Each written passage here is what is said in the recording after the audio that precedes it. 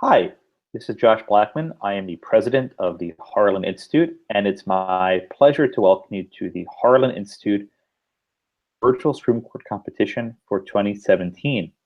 Today, we'll be mooting the case of Trinity Lutheran Church versus Pauley, and we are joined today by my colleague, Julie Silverbrook, who's the executive director of ConSource, and two teams from Lake Oswego High School in Oregon. So petitioners is Anika Todt and Sarah Kwartler. And for respondents is Jacklin, Chang, and Emma Austin. Each team will have 20 minutes in total, 15 minutes, then respondents will have 15 minutes. After that, petitioner will have 5 minutes of rebuttal, and respondents will have 5 minutes of rebuttal. And we'll be asking questions early and often to probe their knowledge. We have had a record number of entries this year, so both teams will be very, very honored that they advanced. And the winner of today's tournament will be advancing to the final round, which will be next month in Philadelphia to moot against the championship teams. Julie, anything you'd like to add before we get started? And you're on mute. This is going to be my challenge for this round. I wish both teams the very best of luck, and I'm going to try to unmute my microphone every time I ask a question, but if I don't for some reason, just tell me you can't hear me. I will. All right. Counselor, you have 15 minutes. I'll have my timer here. So when this thing beeps, that means you stop, but you may begin whenever you're ready. May it please the court that I, Sarah Kwartler, and my partner, Anika Todt, represent the appellant, Trinity Lutheran Church. The question presented before the court today is, does funding a playground associated with a church violate the Establishment Clause of the First Amendment? Now onto the facts of the case. Trinity Lutheran Church operates a learning center, which originally was founded as a non-secular nonprofit and then eventually joined the Trinity Lutheran Church in 1985. Despite being part of Trinity Lutheran Church today, the Learning Center maintains an open enrollment policy, allowing people of all religions to enroll. In addition, 90% of its students are not members of the Trinity Lutheran Church. In 2012, Trinity Lutheran Church applied for a grant to refurbish the playground, and it is closed that the school and daycare were part of the church. The state of Missouri denied this grant, stating that under the Constitution, Article 1, Section 7, no money shall ever be taken from the public treasury, directly or indirectly, in aid of any church, section, or denomination of religion. In response to this, Trinity Lutheran Church sued, denying and argued that denying their application for this playground grant violates the Equal Protection Clause of the 14th Amendment, as well as the First Amendment's protections of freedom of religious exercise and speech.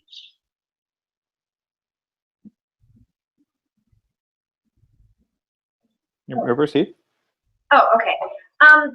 So according to the Equal Protection Clause of the 14th Amendment, it states that no state shall deny the rights granted to other individuals. Wait, I'm sorry. Equal protection of the law. By denying the Trinity Lutheran, or the Learning Center, the scrap tire program grant, what they are doing is they are denying the Learning Center the same safety precautions that are granted to all other public institutions in the state.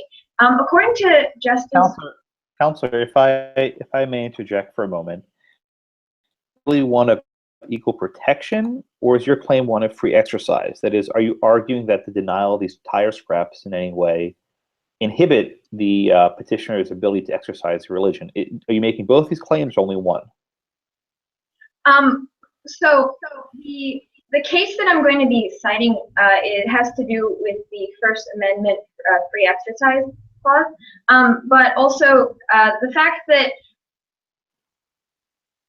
it's mostly to do with free exercise.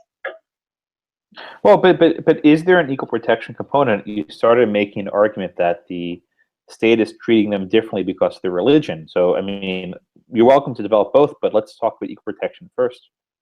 Well, under the Equal Protection Clause, we see that the state has no compelling interest to be denying this grant due to the fact that this grant is not actually advancing a religion nor establishing religion. It is merely trying to help students have a better playground to play on who belong to the Learning Center. In addition, we must note that this playground is used after hours by kids in the neighborhood and people in the community. And so we're also arguing the Equal Protection Clause because we see that under the 14th Amendment, the state is not providing compelling state interest. And for more information on how the state must provide this compelling state interest, we look to the case of Church of Lukumi Babalu I versus City of Hialeah, where the state was required to show compelling interest to do such actions. Okay, and just discuss, please, the Church of the Lukumi case. What did that case hold? So that case, along with McNair v. Along with Employment Division v. Smith, those two cases show that the state is not allowed to deny religious organizations the same rights that are granted to other, to just the general public. For example, in this case, what it's doing is we're denying the children that are attending this learning center the same rights to safety that the other children at other daycares would be granted. Now, according to Everson, the Board of Education, it states that the state is not allowed to deny religious institutions the same safety precautions, which include things like fire protection, sewage connections, that sort of thing, that are granted to other organizations within the state simply because they are a religious organization. And in this case, the scrap tire program is considered one of those safety precautions that should be granted to all children, regardless of what daycare they may be attending.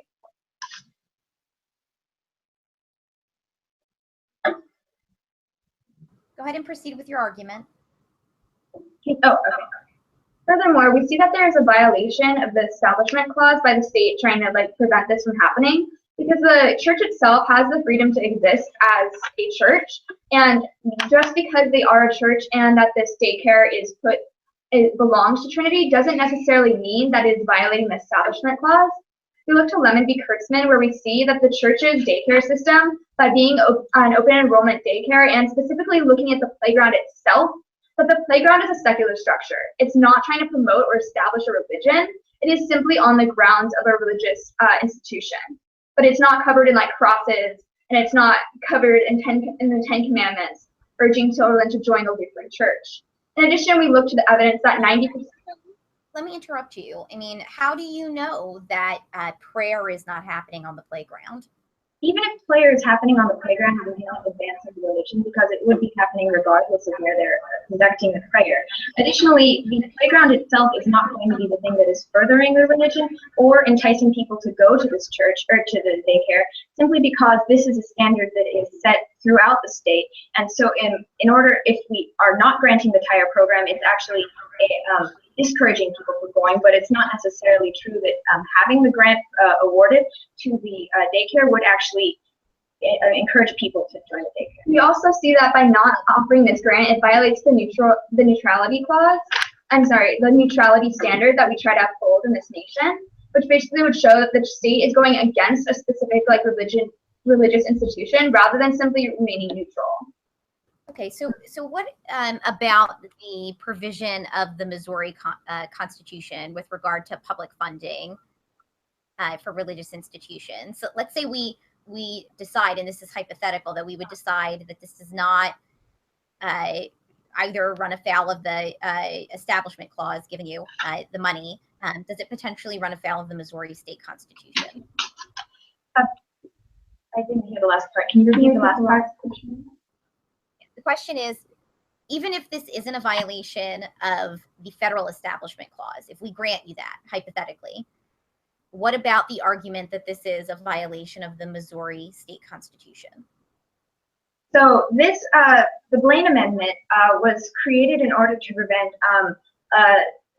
violations that would have that would be historically significant. For example, if you look at Locke v. Davie, one of the reasons that it was not allowed was because the training of clergy, essentially, it has a historic significance because it would indicate that the state is supporting the establishment of religion.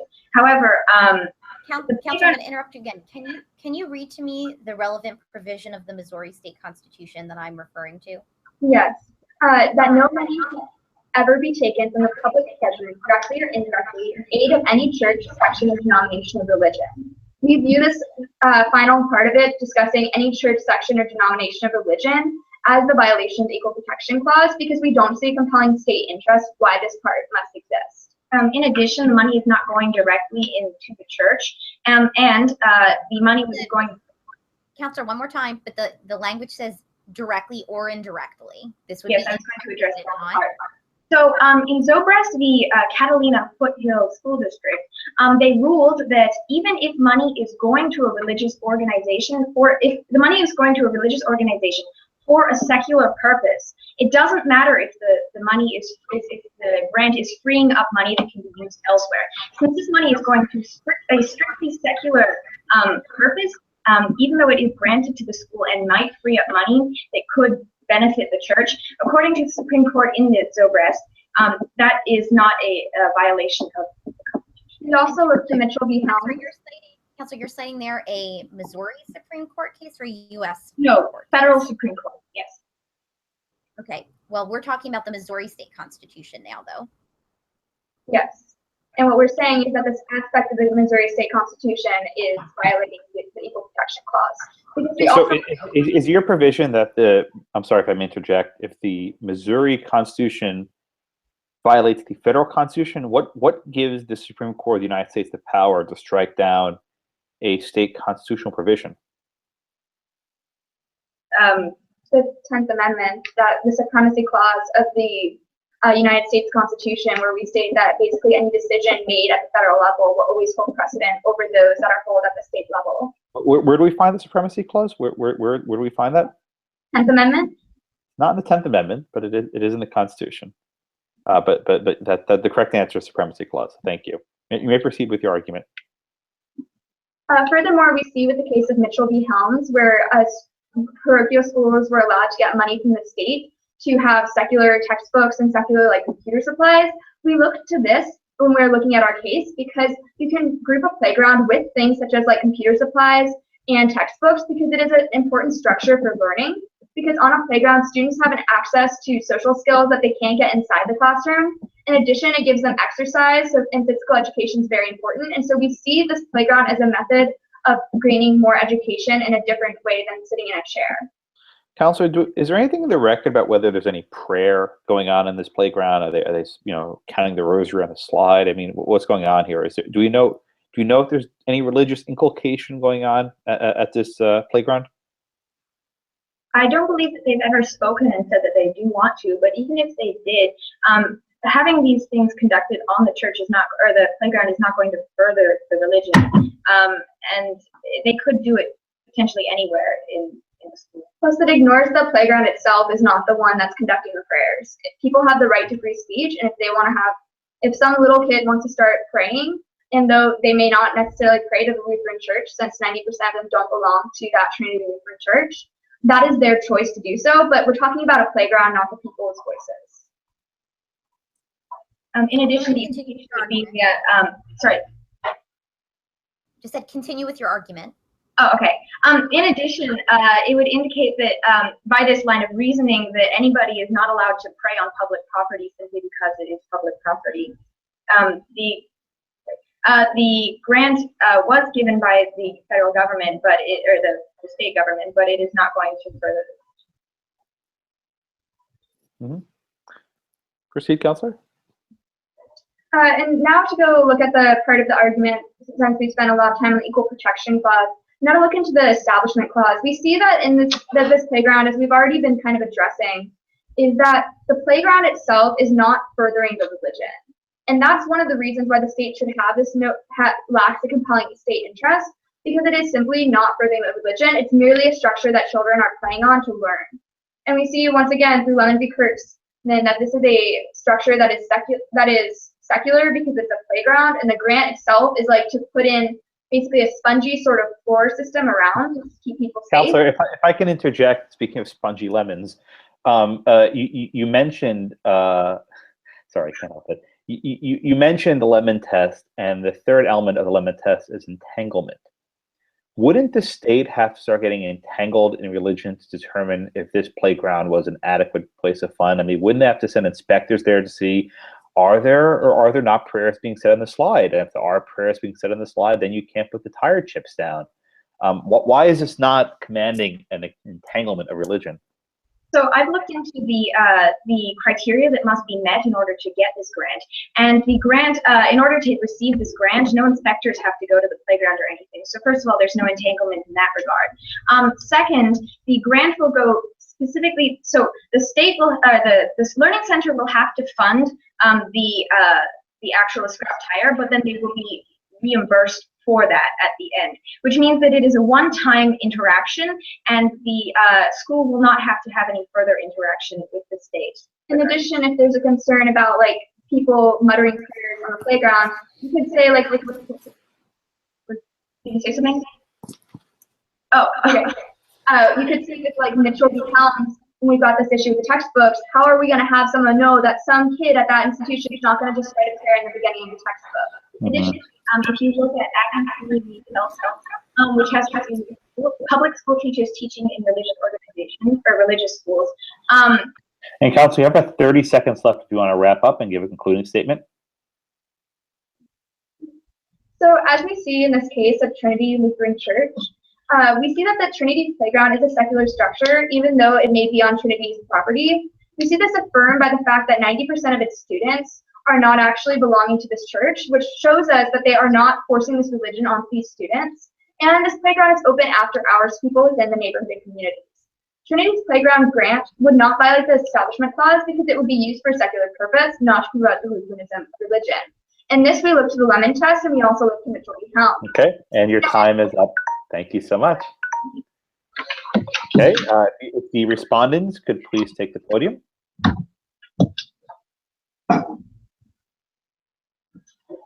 And whenever you're ready to proceed, you have 15 minutes. May it please the court that I, Jacklin Chang, and my co-counsel, Emma Austin, represent Polly of Missouri Department of Natural Resources in the case of DNR v. the Trinity Lutheran Church. The question presented before the court today is whether or not funding a playground associated with the church violates the Establishment Clause of the First Amendment. The facts of the case include that the Learning Center, a daycare and preschool, became a part of the Trinity Lutheran Church in 1985. Because of this, religious beliefs were incorporated into the daily lesson plans at the daycare. And while 90% of these students may not be associated with the church, 100% of these students are learning the religious beliefs that are preached at the church. When the Learning Center wanted to build a playground, they applied for the playground scrap tire material grants. But the DNR rejected their application under Article 1, Section 7 of the Missouri Constitution, which prohibits the government from giving money to an institution that is affiliated with a church or a religious sect. As a result, Trinity sued, arguing that it was a violation of the Equal Protection Clause and a violation of the Free Exercise Clause under the First Amendment. Both the Equal Protection Clause and the Free Exercise Clause establishes that neither the federal nor state governments can inhibit the free exercise of religion. Today we will argue on behalf of the respondents that giving the grant would have been a violation of the Establishment Clause, and thus denying the grant is not a violation of the Free Exercise Clause or the Equal Protection Clause. So starting with the Missouri Constitution, the Article 1, Section 7 of the Missouri Constitution states that, quote, no money shall ever be taken from the public treasury in aid, directly or indirectly, of any church, sect, or denomination of religion. So, Counselor, if I may interrupt, your friends on the other side said that this provision of the Missouri Constitution is in fact unconstitutional because it violates the Free Exercise Clause and I think the Equal Protection Clause of the federal Constitution. What's your response to that? It is not unconstitutional because it is the actions of the Department of Natural Resources. If they were to give the grant to the playground, it would aid the religion in this case. But why isn't that a violation of the free exercise right? Why can the states violate the free exercise rights of these individuals? In Allen v. Board of Education, in the opinion brief, it said that it defined what a violation of the free exercise clause is, and it says that it's the coercive effects of the enactment as it operates against him in the practice of his religion. Well, your friends also mentioned the Employment Division versus Smith case. Is this law neutral on its face? Is this a law of general applicability? It is neutral following the Smith v. Oregon case. When you define the neutral standard, you have to look at the intent behind the legislative act. And in this case, the intent behind the Article 1, Section 7 of the Missouri Constitution is not specifically to target the Trinity Lutheran Church. It's just to uphold this wall of separation.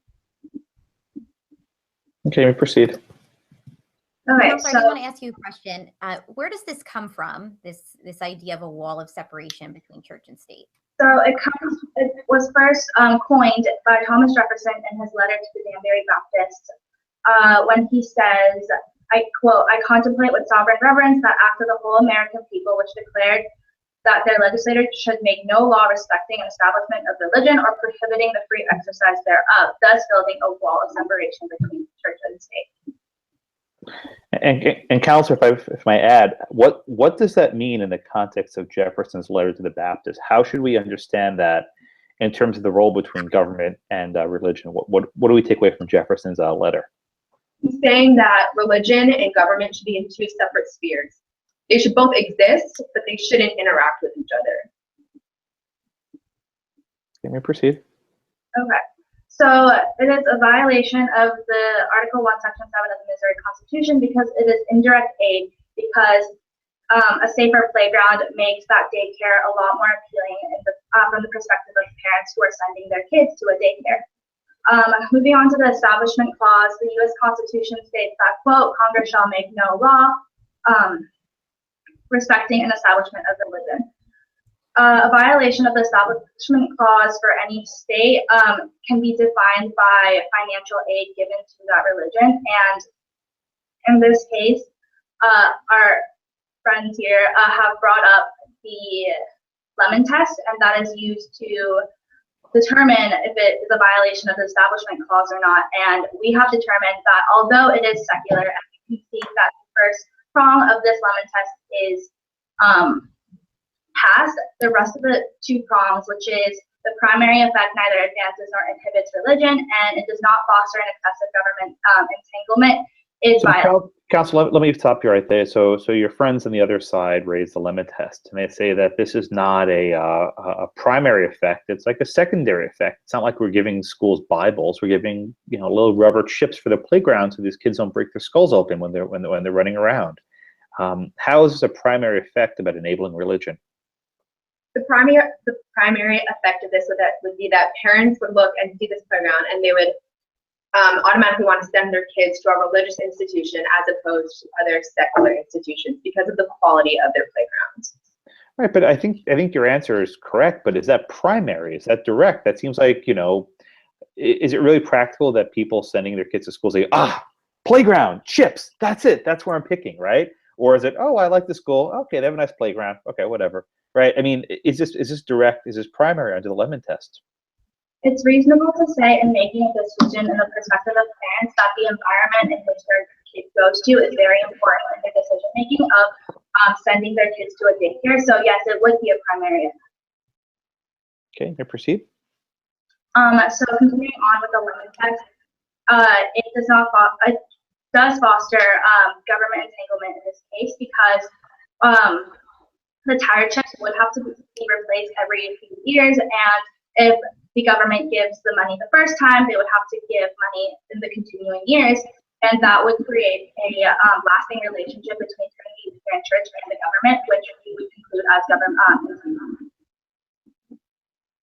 Okay, and so, Counsel, if I may, let me interrupt you. Let's talk about the entanglement prong, right?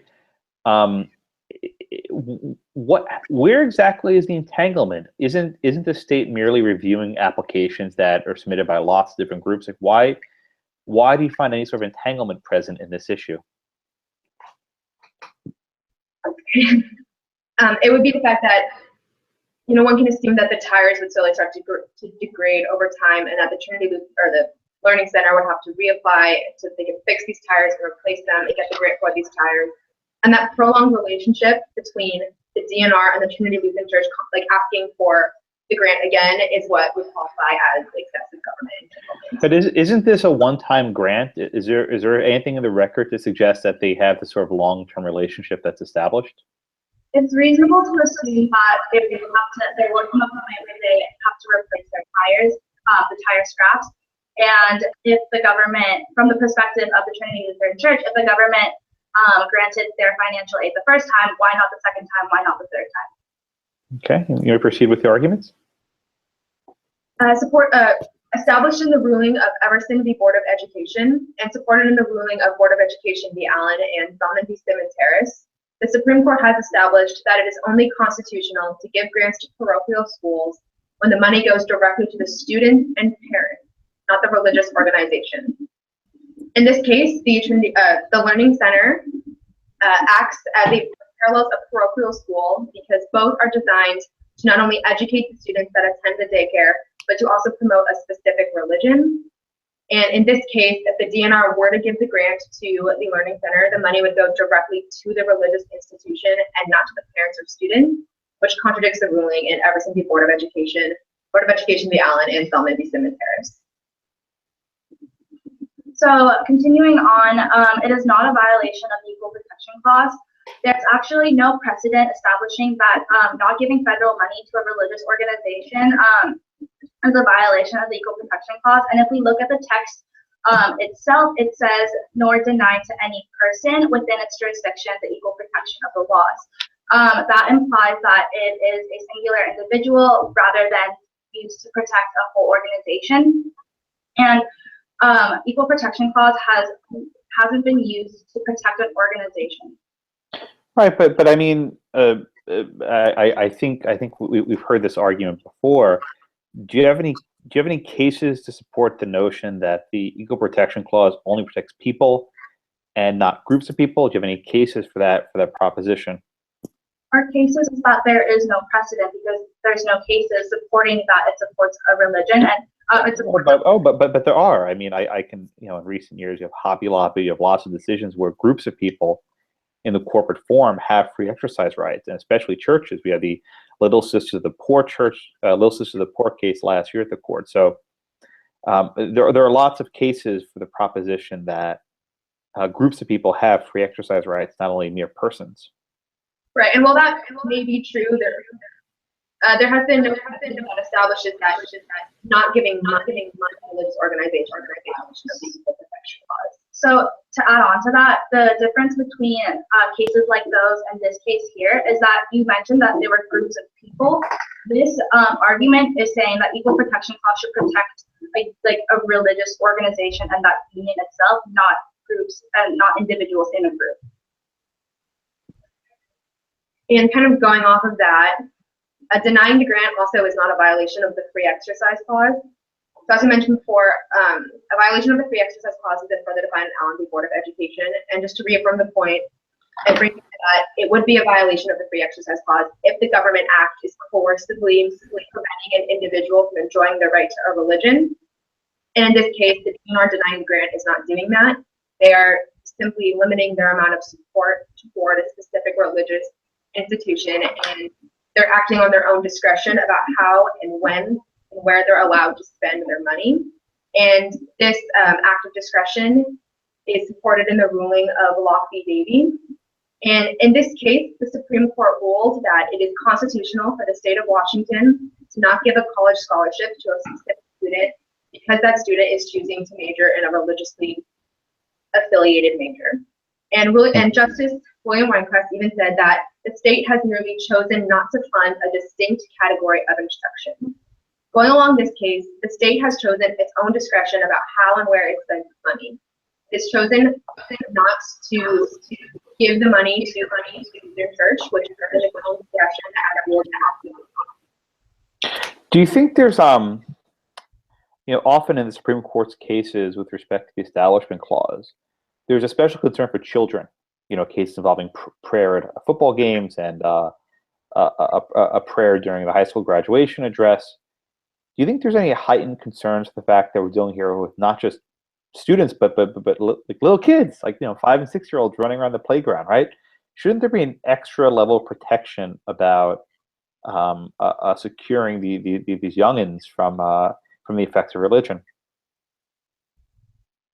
I think that all schools should be held to the same standards, even though one may be a high school and one may be a daycare. But either way, at least in the precedent that's been established, such as Semifinals Independent District Veto, which is what you mentioned with the football game prayer, that school and religion are supposed to be two separate spheres because children are more malleable in their thinking. To tell me more about the Santa Fe case, what were the facts there? Well, what happened was a student wanted to lead a prayer at the beginning of a football game, and the Supreme Court ruled that it was a violation of the second prong of the Lemon Test, because even though the school wasn't affiliated with that prayer, because it was just a student-led prayer, it still happened at a school event, on school property, and so it advances the religion of that prayer. Mm-hmm. And Council, you have about a minute left if you want to provide a closing statement to wrap up before we conclude. Okay, so in conclusion, the Department of Natural Resources did violate were to give grant to the Trinity. It did not violate the Equal Protection Clause nor the Free Access Clause while doing so. This can be through the Lemon Test, the we have that evidence where we should be a distinct and strong wall of separation between the two. Okay. All right. 30 seconds left, but thank you very much. May be seated. Okay. Petitioners, you now have 5 minutes rebuttal time. You may begin whenever you're ready. There you are. Okay. So I'm going to address a few points that our opposition made. So first of all, with the Santa Fe case, that is regarding public schools. In this case, we are talking about a private daycare in which the parents have permitted their children to have, with the full knowledge that this is a religiously affiliated organization. In addition, the reason that these religious cases are not allowed when in public schools is because students are forced to go there, and it is a coercive environment in which they are in which they don't have any option about whether or not they're allowed to go there. But with the daycare, it is the individual private choice whether or not to attend. In addition, with the Lockheed Davy case, the major that was being referenced was not simply theology, which can be studied in a secular manner, but actually the training of ministry, which is a very important distinction because it is directly establishing a religion and not simply going toward a secular, religiously related major. In addition, the opposition referenced the fact that the free exercise clause only applies to groups of people. However, if you look at Church of Hialeah or Church of Babalu, Lukumi Babalu, so it's Church of Lukumi Babalu IA. It's a favorite law professor. So Church of the Lukumi Babalu IA versus City of Hialeah, Florida. No, I don't have notes, but go ahead. Got it. So with that case, the reason that it was, it actually had to do with a church, not simply a group of religious people. They were targeting the church. So the point about it not applying to churches and only groups of people is not correct.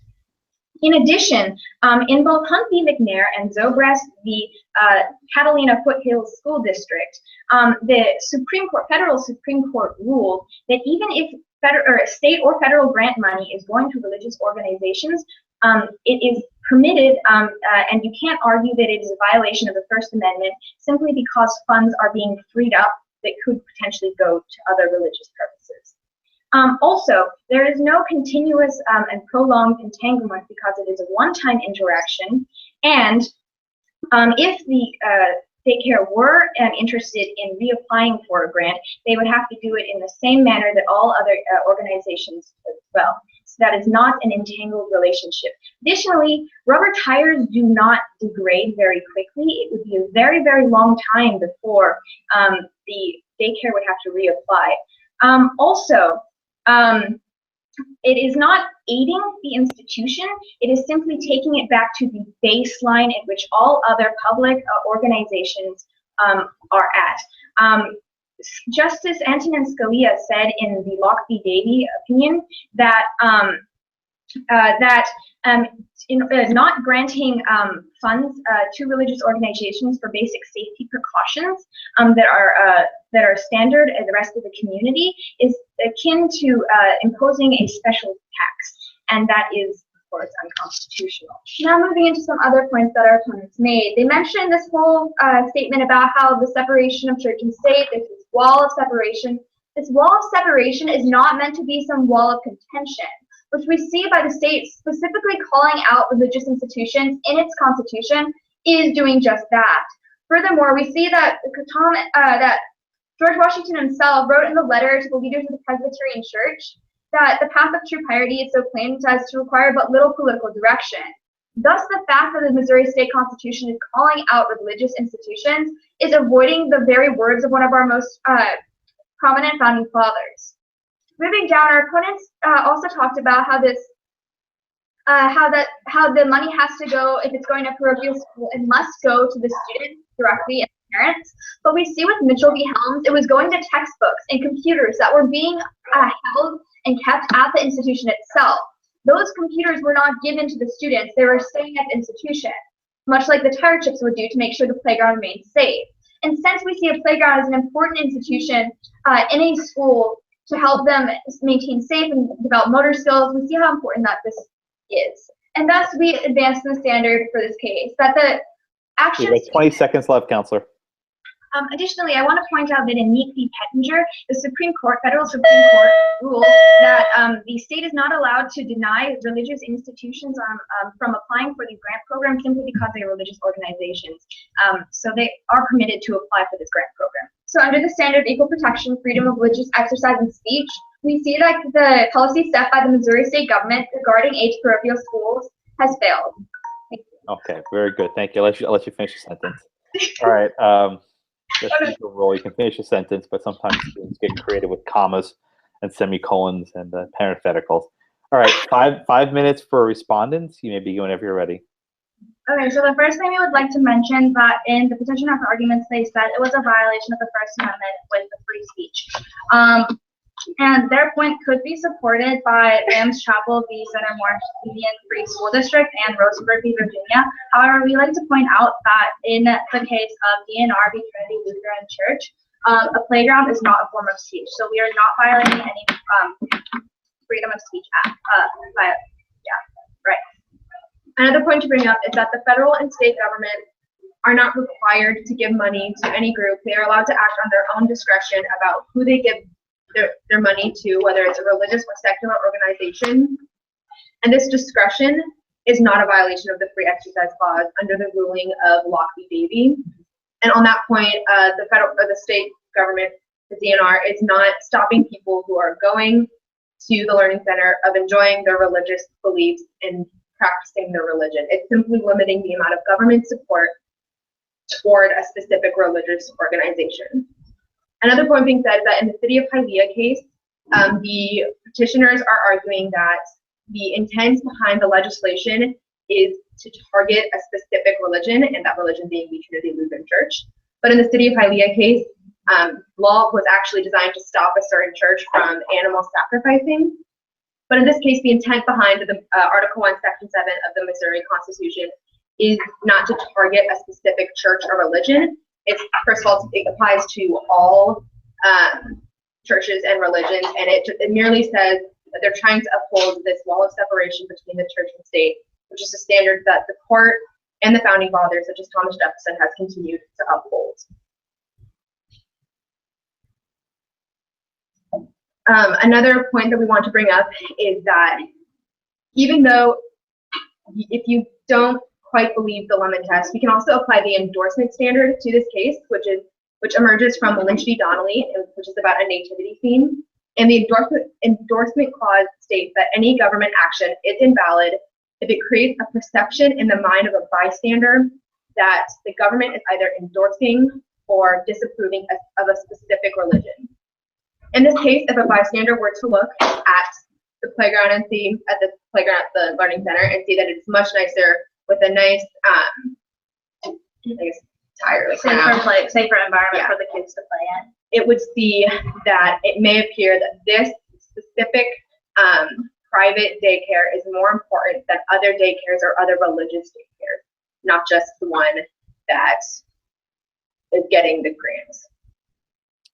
Well, let's also look at the endorsement test, though. I mean, couldn't someone walking down the street look at this Lutheran playground and say, "Wow, look at these great tires they got from the state"? Doesn't this mean that the state is endorsing this church? I mean, wouldn't a reasonable person observe that? Yes, that is what a reasonable person would see when they see a playground that is much nicer. But in that case, couldn't the same thing be said for a school that receives books and computers? The other case I was mentioned earlier. Why would that not be an endorsement? Why would this case be different than the previous case? Well, in this particular case, a playground is much more visible than books inside of a classroom because the person walking by. What if someone's reading a book on the playground, like on the seesaw, going up and down, reading Cat in the Hat? You know, why would that be any different? With the books, it can go to all students, and students can take the book home, so that aid is going to the students directly. With this situation, a child cannot take a playground home. It stays at the institution that is religiously affiliated with the Trinity Lutheran Church, which is why there's a difference with those cases and this one. Okay, very good. Council, you have a minute left. You can use it as you wish. Okay, so concluding, in conclusion, giving the grant to the Trinity Lutheran Church is a violation of the Establishment Clause that would threaten the wall of separation between church and state. And even if it's not a violation of the Establishment Clause, the Missouri government is not obligated to give any institution or any person a sum of money as long as it's not a violation of the Equal Protection Clause or the Free Exercise Clause, in which this case it isn't. With the denial of the grant to the Trinity Lutheran Church, no legislative intent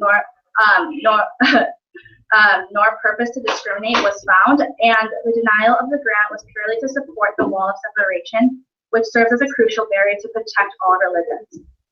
Once we allow the support of a religious daycare because it's just a playground and it's just for the kids, what will stop the government from supporting a building of a church because it's just a building? And in the words of James Madison, it is important that religion is a choice left to every man and Finish your sentence, go ahead.